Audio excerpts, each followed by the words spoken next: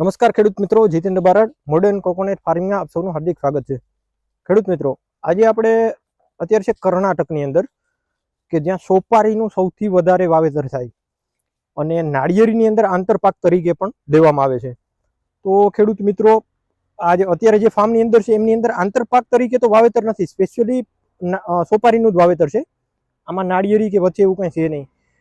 પણ તમે જોઈ શકો મોટી સોપારી જે છે એ ઘણા સમય પહેલાની છે, તો હવે એમની અંદર એનું જે મતલબ કહે ને કે ફાલ ને બધું ઘટતો જાય, એટલે વચ્ચે નવું વાવેતર ફરીથી પાછું સોપારીનું કરેલું છે.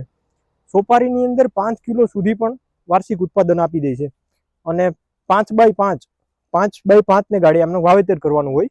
આમની અંદર બહુ મોટા એવા મેજર કોઈ પ્રશ્નો આવતા નથી એના રોગ જીવાતના ને એવા કોઈ.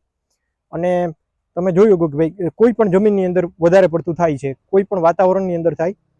અને અત્યારે અહીંની જે જમીન છે, આ જમીન કોઈ લેવલ જમીન નથી કે તમે જોયું કે ઢોરા ઢચકાવાળી જમીન છે, પથ્થર છે, માટી છે, નિંદામણ છે, બધું છે અને એમની અંદર વાવેતર છે.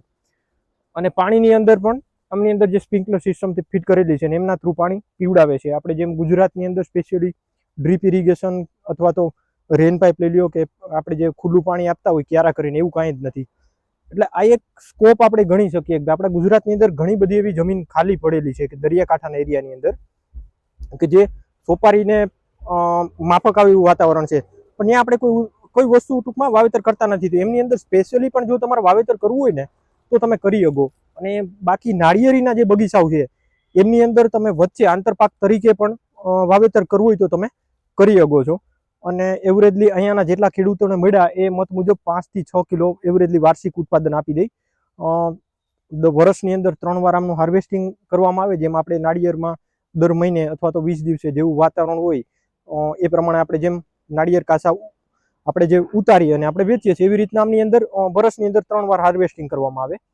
અને જોયું છે, આ ફાર્મ જોયું છે, બહુ મોટું ફાર્મ છે અને બહુ સારું એવું આપણે ફાર્મ લાગ્યું છે. અને ખેડૂત મિત્રોને આપણે સજેસ્ટ પણ કરીએ કે જો તમારે નાળિયેરી વચ્ચે પણ વાવેતર કરવું હોય તો કરી શકો, અને સ્પેશિયલી પણ કોઈને વાવેતર કરવું હોય તો પણ કરી શકો છો. તો ખેડૂત મિત્રો, આવી જ બીજી અગત્યની ખેતીને લગતી માહિતી મેળવવા માટે અમારું યુટ્યુબ ચેનલને લાઇક, શેર અને સબસ્ક્રાઇબ કરો.